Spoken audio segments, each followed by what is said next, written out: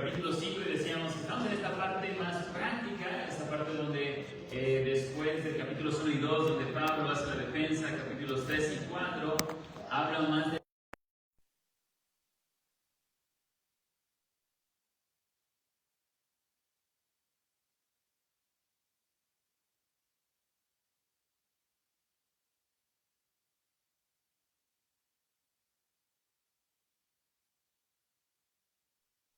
la semana pasada tocamos estos textos, estos versículos, pero estaremos yendo un poco más profundo sobre estos versículos porque vemos que tienen una trascendencia no solo en la carta, sino en la vida práctica de la iglesia.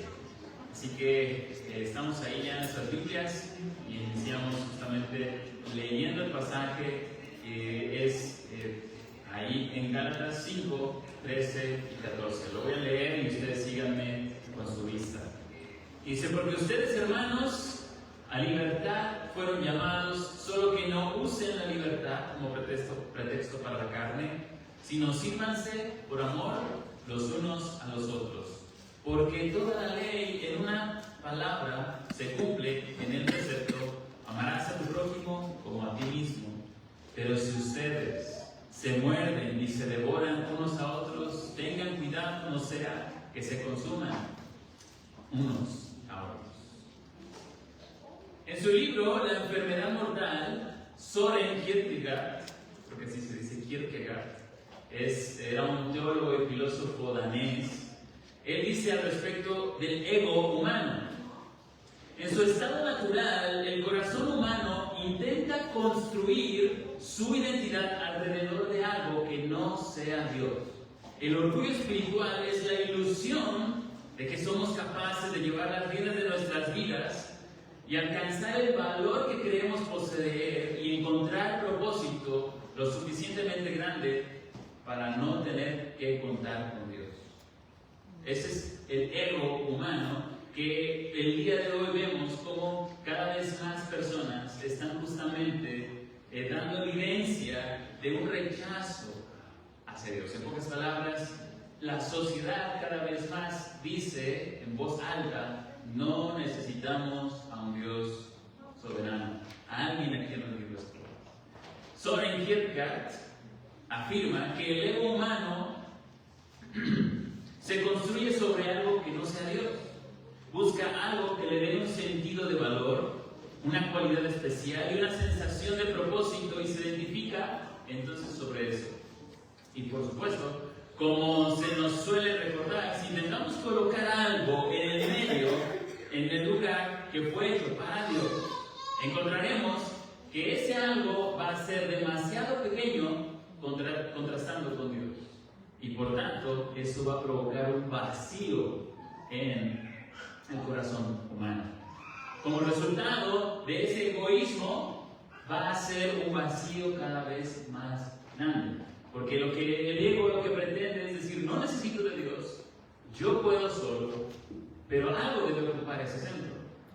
Y ese algo, seas tú o algo más, comparado con Dios, será muy pequeño.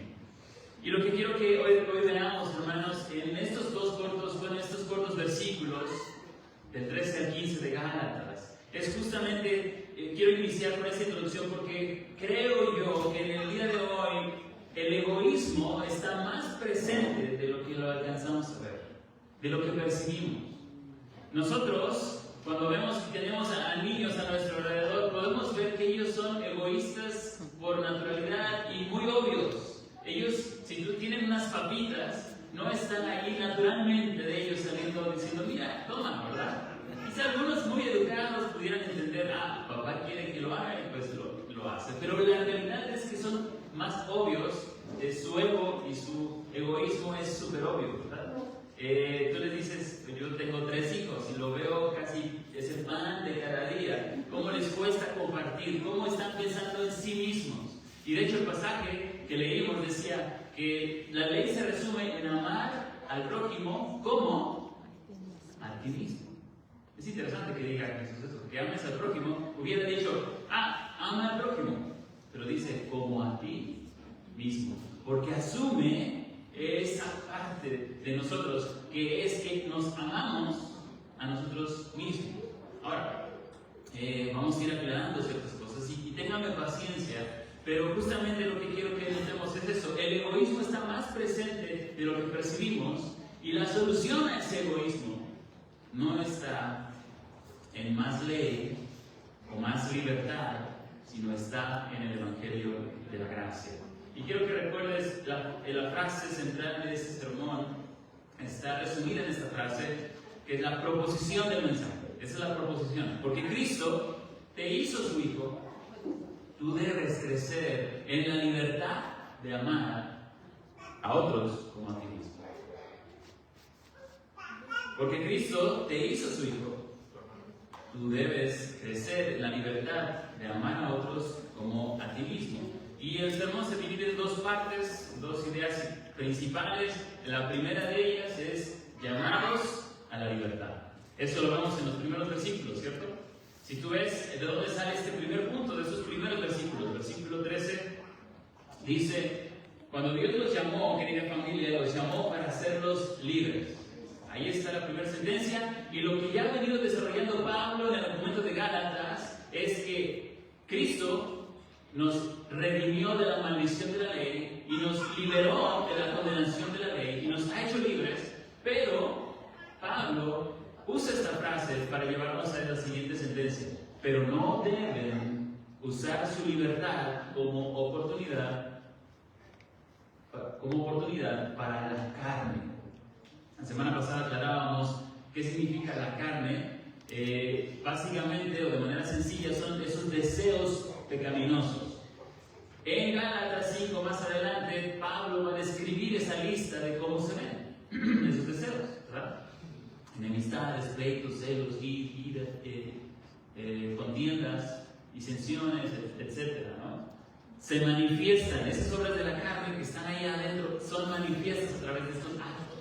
Entonces lo que está diciendo, en pocas palabras, Pablo aquí es, ok, tú has escuchado de que eres libre y ten cuidado de lo siguiente. La tentación que creo que todos tenemos, precisamente porque la advertencia es esa, es que podemos usar esa libertad para justificarnos y usarlo como oportunidad para la carne.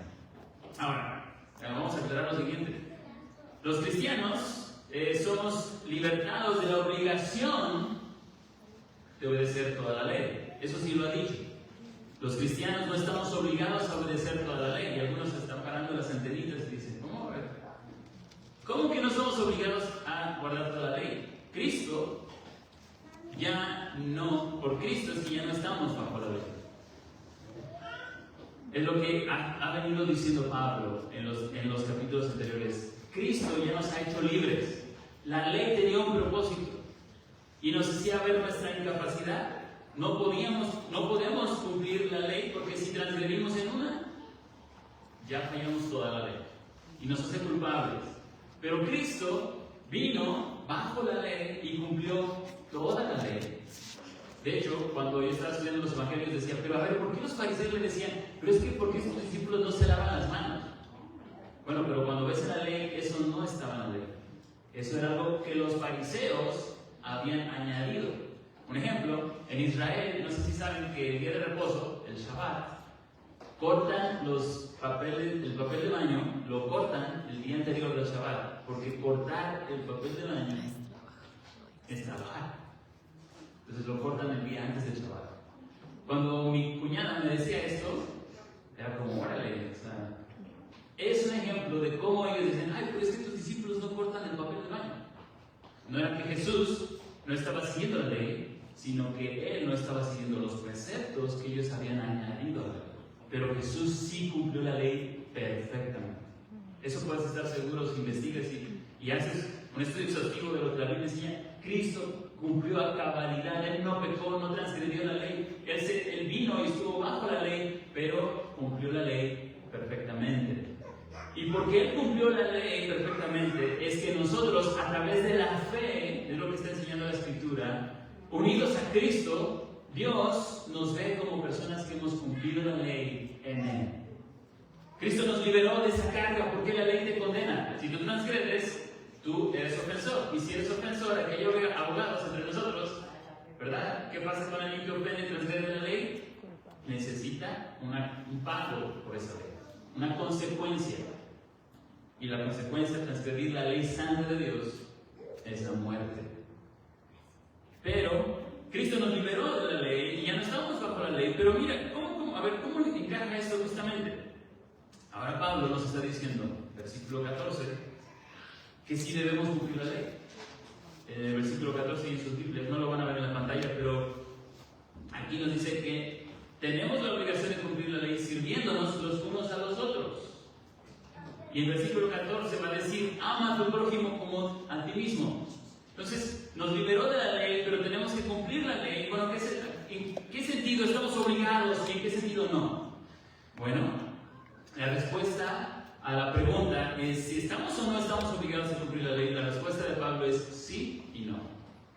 Sí estamos obligados en el sentido de que, o más bien, no estamos obligados, primero quiero comenzar con eso, no estamos obligados a cumplir la ley, en que ya no existe para el creyente esa obligación para justificación. El hombre no sigue la ley para ser justo delante de Dios. La ley demuestra que es imposible lograr esa justificación. Pero, dice, eso lo dice el versículo 3 en capítulo 5, que todo hombre que se circuncida está obligado a cumplir toda la ley. Pero ahora en Cristo, por su obra, por lo que Él ha hecho, como venimos diciendo, su vida sin pecado, bajo la ley, cumpliendo todas las demandas de la ley perfectamente, es que somos salvos por medio de la gracia y de la obra de Cristo. Ahora, no estamos obligados, porque no estamos bajo la ley, Cristo nos ha hecho libres de la ley, pero sí estamos obligados en el sentido de que ahora justamente tenemos más motivos, o tenemos motivos por lo que Cristo ha hecho para amar a Dios. Y amar a Dios va a resultar en amar al prójimo. Si algo quiero que por eso Pablo dice, toda la ley se cumple en una sola cosa. Él no está diciendo o contradiciendo a Cristo, cuando Cristo dijo que leímos en Mateo, ¿verdad? En cómo se resume toda la ley, amar a Dios con todo tu ser y amar al prójimo. No está contradiciendo Pablo a Jesús, sino está sintetizando que finalmente la evidencia de que tú amas a Dios es que tú amas al prójimo. Entonces, el argumento de Pablo para los Gálatas era justamente eso. Ahora en nosotros se cumple esa ley. Ahora, justamente la historia de la Biblia es que el pueblo de Israel necesitaba un corazón nuevo, un corazón circuncidado, para entonces poder amar a Dios sobre todas las cosas. Y si en realidad estamos amando a Dios, ahora se cumple la ley en nosotros, amando al prójimo como a nosotros mismos. Espero que esto se esté aclarando más y más. ¿Sí? Más o menos. Vamos a ver si más adelantito lo podemos aclarar más. Entonces, es importante entender la relación entre la fe, el amor y la obediencia. ¿Por qué vuelvo al tema de la fe? Ya nos ha dicho en versículos anteriores que es la fe, el cumplimiento de la ley es porque la fe, la obediencia viene por medio de la fe. Entonces, la fe y la esperanza que vienen por medio del Evangelio, el mensaje del Evangelio, recuerden, es las buenas nuevas de que Cristo vino para tomar nuestro lugar, las buenas nuevas de que es por la sola fe en Él que nosotros somos salvos, somos libres, y entonces eso me da esperanza. Esa fe produce mi esperanza, que nos lleva a un amor que resulta en obediencia. Entonces es importante entender esa relación entre la fe, el amor y la obediencia. La fe y la esperanza que vienen por el Evangelio hacen crecer nuestro amor por el Señor. Aquí cabe mencionar justamente eso, aclarar eso. Alguien podría decir dentro de nosotros, pues entonces tengo que tener fe. Y entonces ahí estoy yo diciendo, Señor, yo creo en ti. Yo creo lo que tú dices en tu palabra. Y yo creo. A ver, espera un momento. La Biblia dice que la fe es un don de Dios. ¿Recuerdas que dice Efesios 2? La fe es un don de Dios. Esto no de vosotros. ¿Qué es esto? La fe. ¿Tú puedes tener fe? No. Si la fe es un don, es lo que estamos viendo. Dios te la concede, Dios te da la fe que tú necesitas. ¿Cómo viene la fe? ¿Recuerdas que dice Romanos? La fe viene por el oír. Ahora el texto no dice, la fe viene por el oír la palabra de Dios. Dice, la fe viene por el oír, y el oír viene por la palabra de Dios. ¿Qué nos está diciendo? Es la palabra de Dios la que nos hace oír. Y es la palabra de Dios la que, al hacernos oír, nos da esa fe para confiar en quién es Dios, en lo que está diciendo Dios acerca de algo. Es un don de Dios. La fe viene por Dios, la palabra de Cristo, ¿verdad? La palabra produce fe en nosotros. Esta fe, ¿qué hace en nosotros? ¿Cómo es que produce fe? ¿Cómo la palabra produce fe? Y aquí quiero aclarar lo siguiente. A veces tendemos a ir a la Biblia como un manual de reglas o una guía para la vida. Y decimos, bueno, eso nos va a dar fe, me va a ayudar a confiar en Dios. Pero el punto que hemos perdido, el punto de la Biblia no se centra en una guía de consejos prácticos para la vida. La Biblia tiene un mensaje central. Y ese mensaje es el Evangelio. Dios es ese mensaje central del Evangelio, las buenas nuevas. Desde Génesis hasta Apocalipsis nos dirige hacia el mensaje de amor de Dios por el pecador. Se podría resumir, ahí lo ha resumido como esta gran historia de la Biblia, como creación, caída, redención, consumación. Dios crea todo, lo crea bueno, pero el hombre se rebela, ¿verdad? Creación, caída, se rebela contra Dios, pero Dios, ¿qué hace en ese momento de la caída? Promete un redentor. Y después de esa promesa se cumple en la persona de Cristo y ahora esperamos que su obra sea consumada. Como dice Romanos 8, ¿verdad? Dice Romanos 8 que Él mismo ha obrado nuestra salvación de principio hasta fin. Es lo que justamente podemos ver en la Escritura.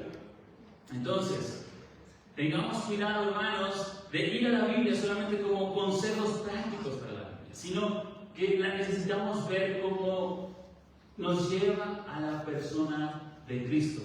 No nada más consejos para ser mejores cristianos, sino nos muestra nos muestra justamente el mensaje del Evangelio. Y el Evangelio nos recuerda en primera instancia que no podemos, pero vino Cristo, quien sí puede y quien sí lo puede hacer por nosotros. Y no nada más es como esperar pasivamente que Cristo lo haga, sino nos muestra nuestra incapacidad. ¿Y qué hacen las personas que ven su incapacidad? Corren a aquel que sí puede. Tú y yo nunca vamos a correr a Cristo si creemos que nosotros podemos. ¿Ven? ¿Vemos la diferencia? La realidad es que es lo que Pablo experimentó. ¿Recuerdas ese pasaje en Corintios? Pablo le pidió en varias ocasiones a Dios que quitara ese licón, pero las palabras de Dios para Pablo fueron: Pablo, bástate mi gracia, porque mi poder se perfecciona en tu debilidad. Pablo, bástate mi gracia, y es lo que el Señor quiere llevarnos una y otra vez. Entonces, la relación entre la fe, el amor y la obediencia. La palabra de Dios, cuando conocemos y más preciosamente, más nuestros ojos se deslumbran ante la gloria de Cristo, entonces nuestro corazón empieza a inyectarse, a ser ese recipiente del amor de Dios. En este inicio de año he estado leyendo Génesis y algo que nuevamente me ha impresionado es la paciencia de Dios. El amor paciente de Dios para con el pecador. Como decimos, si yo fuera Dios, yo ya hubiera, ¿quién es este? Claro, pues sería yo más rápido para llegar al castigo. ¿Recuerdas cuando ves ahí en el diluvio? Dios está limpiando la maldad. Y Dios hizo un arca suficientemente grande para que personas entraran ahí. Pero ¿qué revela el diluvio? Solo 8 entran en esa arca. La dureza, el grado y la dureza del corazón del hombre. Pero Dios, una y otra vez, en medio de su juicio, siempre ha enviado salvación. Siempre que veas en la Biblia, cuando hay juicio, vas a ver ahí actos de salvación. Y una y otra vez, Sodoma y Gomorra fueron destruidas. ¿Y quién intercede por Sodoma y Gomorra? Abraham. Esa figura del Cristo intercediendo, ¿verdad? Y lo vemos una y otra vez en la Biblia. Ese amor paciente de Dios para con su creación. Entonces, cuando vamos a la Escritura y vamos conociendo ese amor por Dios, resulta, como dice Juan, nosotros amamos a Dios porque Él nos amó primero. Podríamos decirlo de manera sencilla entonces, que la falta de amor por nuestro prójimo está conectado por nuestra falta de arraigarnos en el amor que hemos recibido de parte de Dios. Hermanos, nuestra lucha no es contra sangre y carne. ¿Recuerdas cómo dice Gálatas al final? En el versículo 15, si os coméis y os mordéis unos a otros, tengan cuidado que no os consumáis los unos a los otros. ¿Qué está diciendo Pablo? Ustedes tienen pleitos, se critican, se están comiendo entre ustedes, hermanos. No es por ahí. El asunto es, nuestra lucha no es contra sangre y carne. ¿Y sabe qué hace el enemigo? Enfría su amor por el Señor. Está enfriando de manera sutil su amor por el Señor. ¿De qué maneras el enemigo está enfriando su amor por el Señor? Está dejando, de alguna manera, hace que sus ojos dejen de ver a ese amor de Dios convertido en Cristo para cada día. Empezamos a ver las personas, empezamos a ver las circunstancias, y nuestros ojos empiezan a posarse sobre todas esas circunstancias y personas, y nuestro corazón se empieza a y un resultado natural de nuestro enfriamiento, de nuestro amor por Dios, es nuestra falta de amor al prójimo. Esa es la relación que estamos viendo en esta escritura. Por eso decía que era algo importante de entender. A veces en nuestra era pragmática tendemos a querer ser rápidos, ¿no? Queremos todo rápido, queremos soluciones prácticas. Y algo que afecta a eso es justamente que no tendemos a profundizar y ver qué está sucediendo más en lo profundo de nuestro corazón. Sino sencillamente, bueno, necesito amar al prójimo, necesito amar a Dios me dice que ame a mi hermano. Bueno, pues tengo que ser algo práctico para hacerlo. Detente un momento, hermano. Lo que estamos viendo aquí en Gálatas es ¿qué necesitamos? El mensaje del Evangelio, de la gracia. Cuando vayamos a la Escritura, conozcamos más esa gracia que hemos recibido desde Génesis hasta Apocalipsis. En cualquier pasaje vamos a ver que nos conduce a ese mensaje del Evangelio. Tiene algo, hay pasajes más claros. Por ejemplo, lees genealogías y dices tú, ¿dónde aquí va a haber un mensaje, verdad? Pero vas a ver que hay conexiones y hay una línea y un flujo que está tratando de comunicar el autor. Pero entonces, necesitamos el Evangelio. Y quiero poner un ejemplo en esto. Cuando luchamos con el pecado, por ejemplo, alguien está luchando con pornografía. Un jovencito o un adulto está luchando con pornografía. Vamos a poner dos casos de este caso y vamos a darle dos tipos de soluciones. Uno sería el camino de la ley. Le recomendamos ponerle reglas, tomar medidas. Quizá te tienes que comprar un celular diferente, uno de esos cacahuatitos que no tenga wifi. Ora más, lee más la Biblia, ven a la iglesia y haz esto. Quizá está un servicio comunitario para que de alguna manera esté ocupado, ¿verdad? Y nuestro enfoque es reglas, ley. ¿Es mala la ley? Dijimos, no, ¿verdad? Pero el camino de la gracia sería diferente. Sería uno en que debe de haber límites, debe de haber ciertas reglas que ayuden a esa persona pero esa persona lo que necesita es correr a Cristo más rápido y encontrar en la Biblia e ir nuevamente a qué está pasando dentro de su corazón, porque su amor por Dios se ha apagado de alguna manera. Tenemos que, o podríamos acompañar a esa persona preguntándole qué ha estado pasando. Quizá está viendo circunstancias y está dejando de ver a Dios, y quizá está viendo la Biblia solamente como reglas, como una guía de cómo vivir. Y sabe, este jovencito quizás está diciendo, híjole, pues es que más y más carga y más carga. Por eso Cristo, cuando alzó su voz, dijo, todos los que están cansados y cargados, yo os haré descansar. ¿Cómo? Llevar mi yugo. Poner su yugo sobre mí. Dice, porque es como un buey que tiene un yugo con otro buey. Un buey que está con un buey más fuerte, que está con uno más débil. El más fuerte ayuda al otro, ¿verdad? Hace que sea la carga más ligera. Porque dice Cristo, porque yo soy manso y humilde de corazón. Pero dice, aprended de mí, ¿verdad? Llevad mi yugo. Entonces el camino de la gracia sería diferente para este joven. No es nada más leer la Biblia o ven a la iglesia, sino que queremos ayudar a esa persona a que cuando lea la Biblia no nada más aprenda reglas, sino que pueda ver y arraigarse en lo que es el mensaje del Evangelio para él. Cómo él está dudando del amor de Dios de alguna manera, cómo está apreciando a Cristo en las páginas de la Escritura. El hecho de que venga a la iglesia no nada más es, pues porque vengo a escuchar la palabra de Dios, es algo central, pero la parte de tener comunidad con otras personas y experimente el amor de Dios a través de personas en la iglesia, y es lo que se necesita.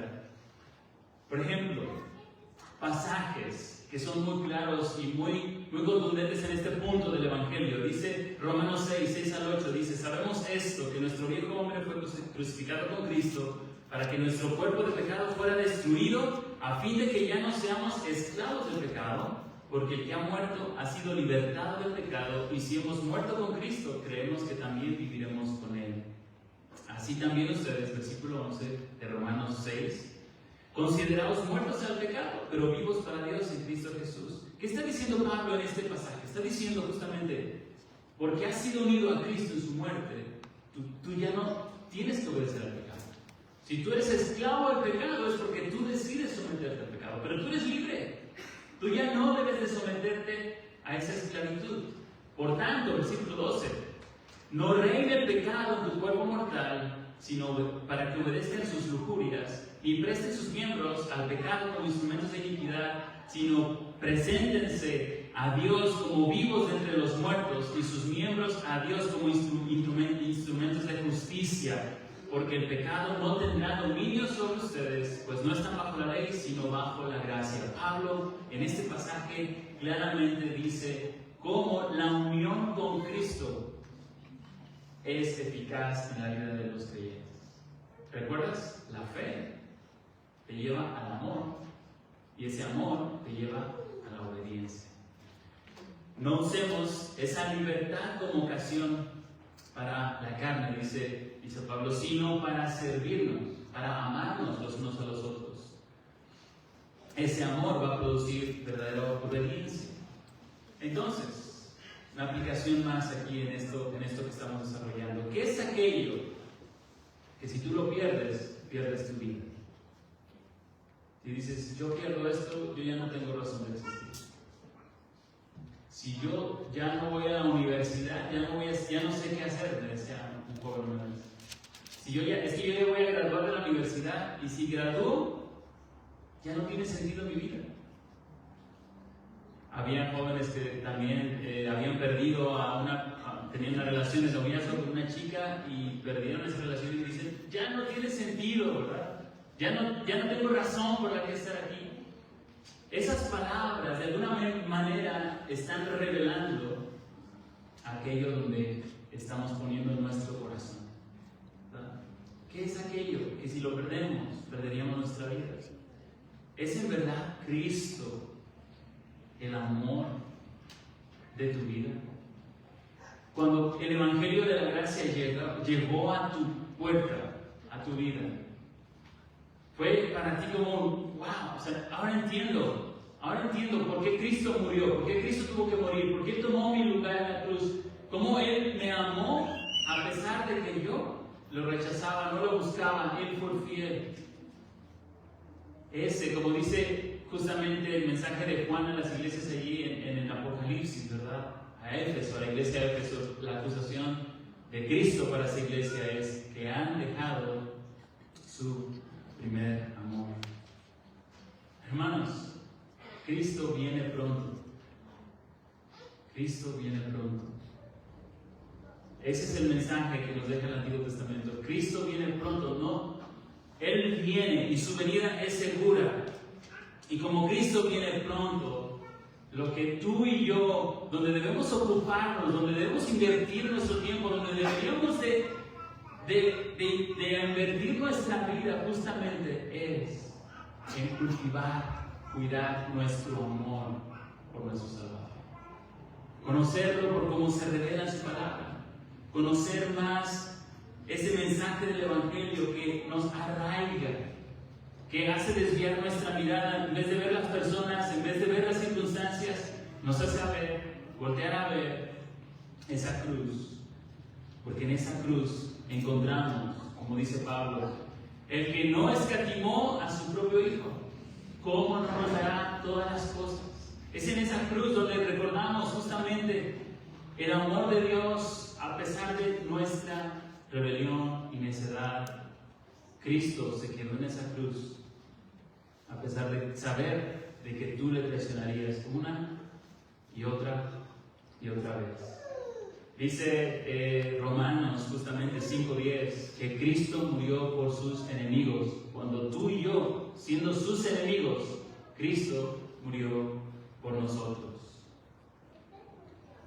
Primero, el Evangelio entonces revela nuestra incapacidad para correr a Dios y a su poder, pero justamente vemos que no, ese ejemplo de no tomar ocasión para la carne, no usemos esa libertad para la ocasión para la carne. Solo quiero mencionar esos límites de la libertad. El peligro que existe justamente es en el caer en el legalismo por un lado y en la licencia por otro. Eso es lo que debemos ser conscientes. Podemos caer en poner ese énfasis legalista, pero también en ese énfasis de la licencia. Ya que podríamos estar de un lado, ¿verdad?, reincidiendo en guardar reglas, poniéndonos medidas, perdiendo nuestra libertad. Pero por otro lado, caer en la permisividad, abusando de nuestra libertad. Pablo sabe que el corazón de las personas aquí eran necias. Y pensar que esa libertad significa que ahora son libres para determinar sus propios estándares. O sea, lo que está diciendo Pablo es, sé que estamos hablando de la libertad, pero cuidado. ¿Por qué? Porque tú no puedes determinar tus propios estándares. Sino, Pablo los aclara. ¿Cómo los aclara? Justamente los versículos siguientes. Vamos a ver en la esencia de la ley. Nos explica en los versículos 13 al 15. Porque toda la ley se resume en una palabra. ¿Cómo? Ama a tu prójimo como a ti mismo. Es decir, Pablo nos dice, no abusen de esa libertad, sino que en ustedes se va a cumplir esa ley. ¿Cómo se va a cumplir? ¿Cómo realmente se va a ver ese cumplimiento de la ley? Cuando amamos a nuestro prójimo como a nosotros mismos. Esa es la esencia de la ley. Como dijimos, Pablo sintetiza la ley. Y lo que vemos en Mateo 22 es que es como una moneda de dos caras. No podemos decir que amamos a Dios y no amamos a nuestro hermano. Hay una conexión directa entre amar a Dios y amar a nuestro hermano. Y cuando a Jesús le preguntaron, ¿quién es mi prójimo? Justamente fue cuando le dijeron de este mandamiento y él dijo, ama a Dios y ama a tu prójimo. Y luego le pregunta el fariseo, ¿y quién es mi prójimo?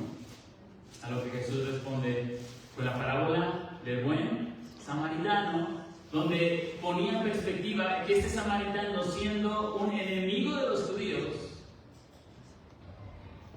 justamente muestra un amor que es contrastante, un amor diferente al nuestro, ¿verdad? Es el amor que la Biblia describe en el Nuevo Testamento como el amor ágape.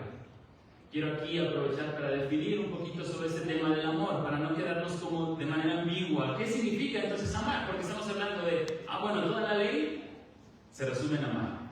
Bueno, pero pues es que yo amo a las personas. Yo soy alguien que saluda, que se lleva bien con la mayoría, no tengo problemas. Vamos a detenernos un poquito para considerar este tema del amor. El amor, en definición, no es un sentimiento o una emoción, sino una actividad de autosacrificio que busca el bienestar y gloria del otro. Incluso cuando el objeto del amor no lo merece. O sea, el amor ágape en la Biblia incluye esa parte romántica nuestra, pero habla del amor ágape que habla del amor de voluntad. Es decir, que va más allá de si siento o no siento amar. Es el amor de Dios hacia nosotros. Dios nos amó porque merecíamos su amor. Dios nos amó porque sintió un amor desbordante.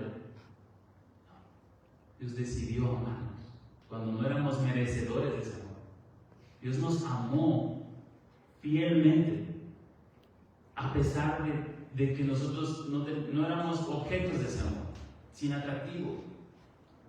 Esto se fundamenta, el amor se fundamenta en el carácter de Dios. Por eso la Biblia explica y dice, Dios es amor.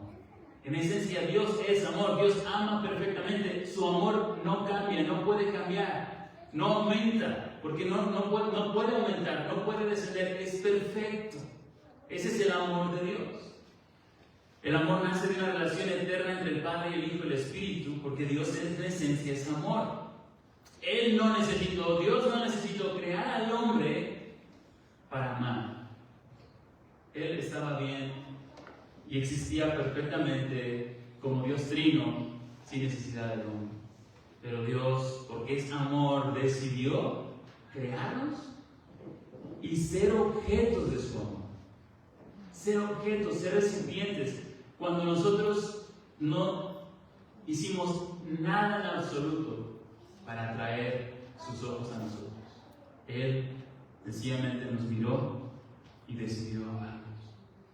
El amor se distingue por ser un acto de voluntad. Ese es el amor ágape, a una respuesta emocional.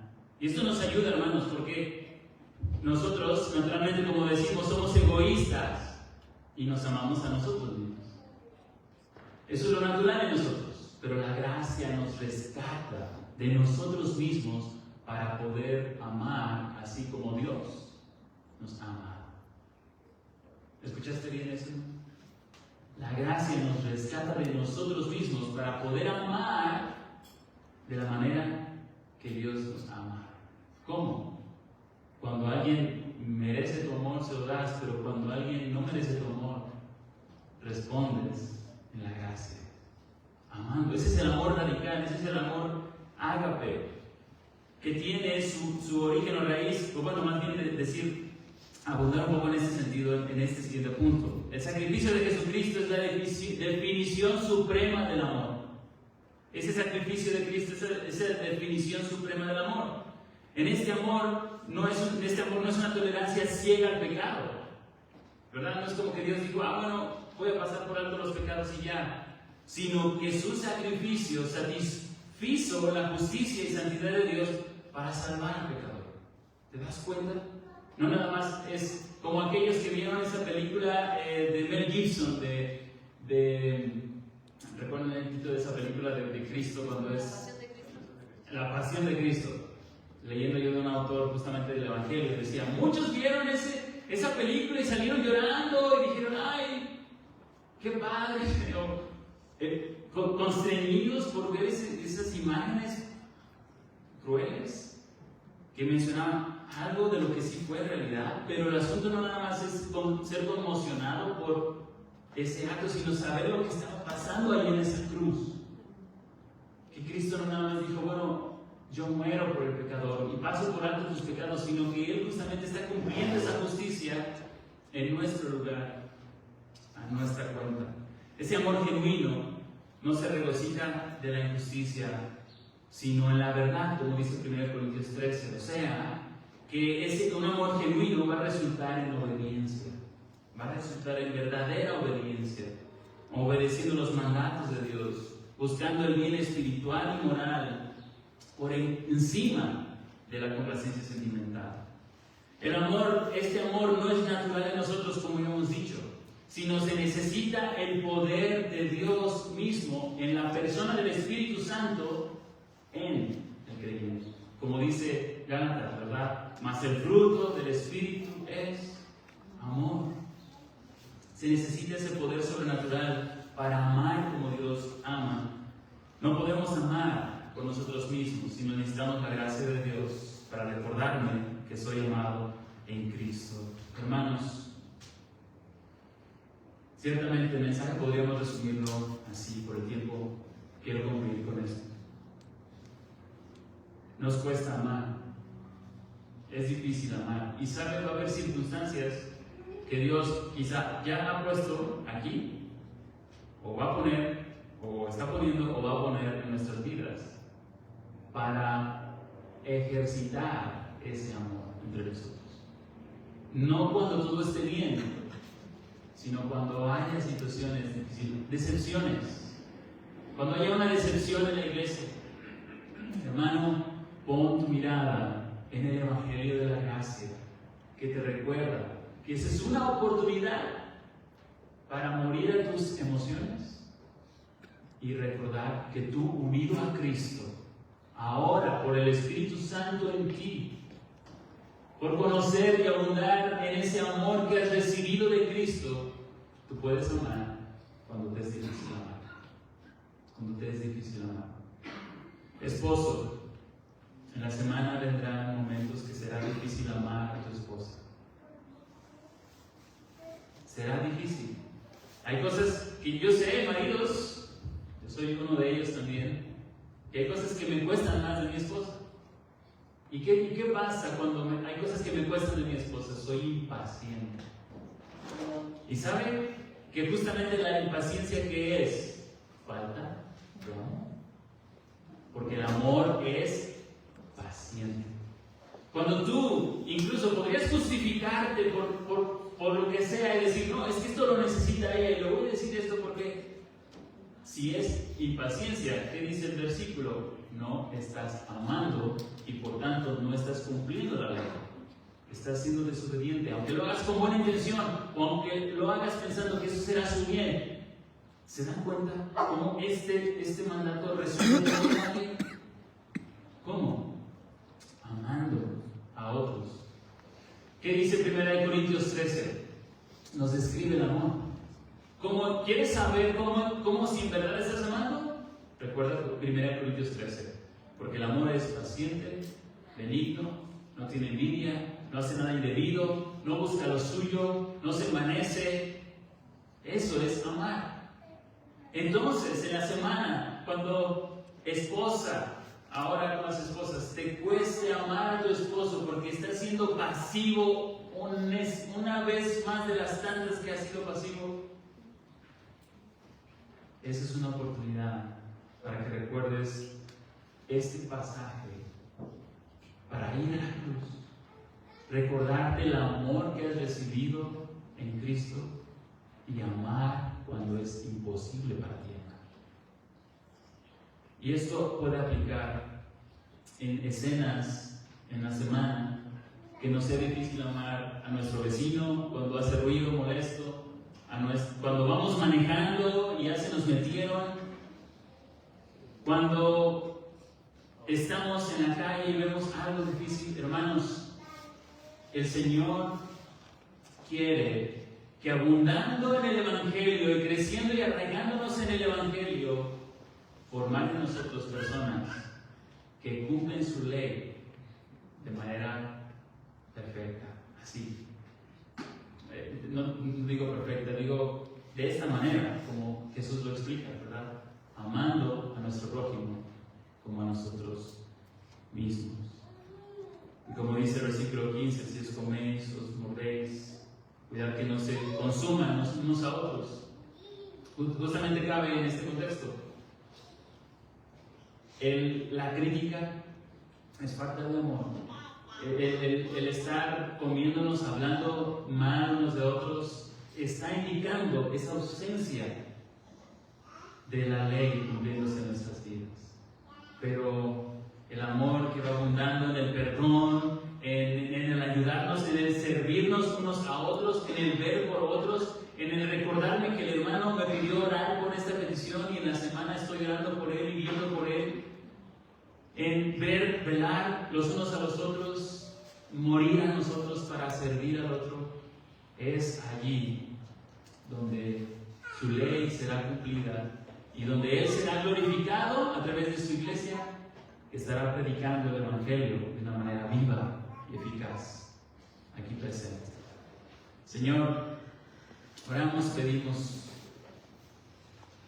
de tu gracia una vez más, que nos ayudes a ver nuestra falta de amor cuando con cosas triviales somos impacientes, cuando nos irritamos, cuando nos fastidiamos, cuando criticamos. Pero Señor, gracias porque en Jesucristo hay perdón, porque en Jesucristo tenemos salvación. Él es el verdadero Salvador, que vino no nada más para cambiarnos en esas cosas externas, sino lo más profundo de nosotros. Ayúdanos, Señor, perdónanos porque quizá hemos desviado nuestra mirada y hemos visto a las personas y hemos dejado de verte a ti.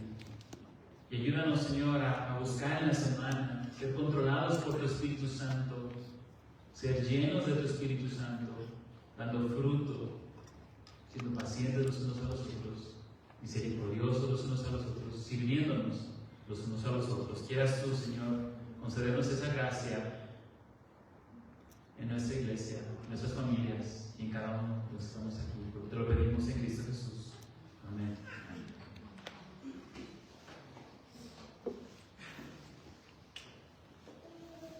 Muchas gracias, Julio, por el mensaje. Vamos a pasar al tiempo de la ofrenda.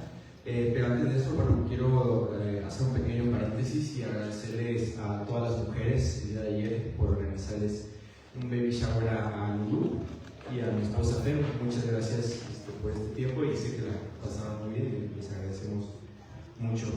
Y bueno, vamos a pasar al tiempo de la ofrenda. Y para ello estaba yo meditando en Génesis capítulo 1, que habla sobre la creación, ¿no? Es el relato de la creación. Y como ahorita justo Julio decía, ¿no? Cómo Dios, sin esa necesidad de crear todo lo que vemos, de crearnos, de amar a alguien, Dios lo hizo, ¿no? Nos creó y hizo una creación donde refleja realmente su amor y su generosidad. En Génesis podemos ver cómo Dios pues, fue muy amoroso y muy bondadoso con nosotros, porque creó todo lo que vemos de una manera perfecta. Creó las estrellas, creó la luz, creó los animales, los peces, creó la tierra, el alimento, y realmente eso nos habla de que Dios es un Dios bondadoso y generoso. Y después nos creó a nosotros a su imagen. Y Dios no nada más creó todas estas cosas de manera aislada, sino también hizo todo un sistema, ¿no? De cómo una cosa se relaciona con la otra, ¿no? Cómo la tierra da alimento a las aves, nos da alimento a nosotros, cómo el agua es hábitat de los peces. O sea, realmente es una creación interrelacionada y perfecta, ¿no? Dice en el versículo 28, después de haber creado al hombre, dice: luego Dios los bendijo con las siguientes palabras: sean fructíferos y multiplíquense, llenen la tierra y gobiernen sobre ella, reinen sobre los peces del mar, las aves del cielo y todos los animales que corren por el suelo. Entonces Dios dijo: miren, les he dado todas las plantas con semilla que hay sobre la tierra y todos los árboles frutales para que les sirva de alimento.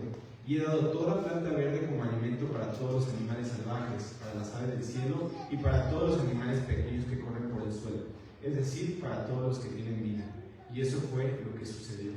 Entonces realmente Dios incluso nos dio a nosotros en ese momento pues el poder sobre toda su creación, ¿no? Después el hombre cayó en pecado y bueno, la creación se vio afectada. Pero esto nos está hablando de que Dios es un Dios amoroso y generoso. Y cuando Dios dice en el versículo 27 que nos crea a su propia imagen, pues nosotros también podemos reflejar un poco de esa generosidad que Dios nos dio. ¿Cómo lo reflejamos? Pues, por ejemplo, ahorita vimos algunos ejemplos, ¿no? Amando a nuestro prójimo. Y también lo podemos reflejar a través de nuestra ofrenda. Bueno, reconocemos que Dios es quien nos da y podemos desprendernos de eso y reconocer que de Dios son todos esos recursos y nosotros nada más somos los administradores. Y bueno, podemos hacerlo de una manera generosa, desprendiéndonos y sabiendo que es Dios quien nos provee cada día con nuestro trabajo y con nuestro sustento. Hace rato en el estudio de Renovando su Mente platicábamos de cuándo algo es una necesidad y cuándo es algo un deseo. Y realmente en el caso de la ofrenda yo pienso que es una necesidad que tenemos de ofrendar, no es un deseo, no es una dádiva que el hombre le da a Dios, realmente es una necesidad de reflejar y ejercer esa generosidad que Dios nos ha dado a través de la creación, a través de nuestra familia, a través de la salud, a través del trabajo. Es una necesidad de ver que de Dios es todo y nosotros solo somos pues administradores, como les comento. Y es una necesidad de desprendernos de lo material y entender que lo espiritual y el alimento que Dios nos da a través de su palabra es mucho más importante que pues acumular riquezas o acumular dinero. Entonces el ofrendar no es algo que hacemos voluntariamente, sino es algo que nos va formando a nosotros y que necesitamos entenderlo. Entonces hoy les invito a que al ofrendar puedan pensar en esto y podamos reflexionar en esto. Uno, que Dios ha sido bondadoso al ponernos en su creación, una creación perfecta, ha sido bondadoso en salvarnos, en rescatarnos, y nosotros al ofrendar simplemente estamos reconociendo esto. Entonces, si me acompañan ahora, por favor, por la ofrenda. Señor, te damos gracias por este día, porque pues, nos permites entender que tú nos has amado, Señor, nos has amado porque no solo nos creaste, sino también a pesar de nuestro pecado, nuestra maldad, Señor, tú viniste a este mundo y diste tu vida, Señor, y ese es el mayor acto de amor y de generosidad y de bondad que has tenido con nosotros, Señor. Te pedimos que nos ayudes a formar ese carácter, Señor, de Cristo en nosotros, Padre, y que podamos amar a nuestro prójimo y reflejar un poco de ese amor que has tenido tú con nosotros, Señor. También al ofrendar, entender que, pues, si tú creaste todo el universo, las estrellas, todo lo que aún ni siquiera conocemos del todo, pues saber que nosotros solamente somos criaturas tuyas, Señor, hijos tuyos, y solamente al ofrendar regresamos un poco de lo mucho que tú nos has dado en generosidad y en amor. Te pedimos que esa ofrenda pueda ser administrada de manera según tus planes, Señor, y de manera sabia, Padre. Danos tu sabiduría para administrar tus recursos y entender que debemos estar contentos con lo poco o mucho que tú nos hayas dado en esta vida, Padre. Te damos gracias y te lo pedimos en nombre de Cristo Jesús. Amén. Muy bien, ahora vamos a pasar con Fer, que nos va a dar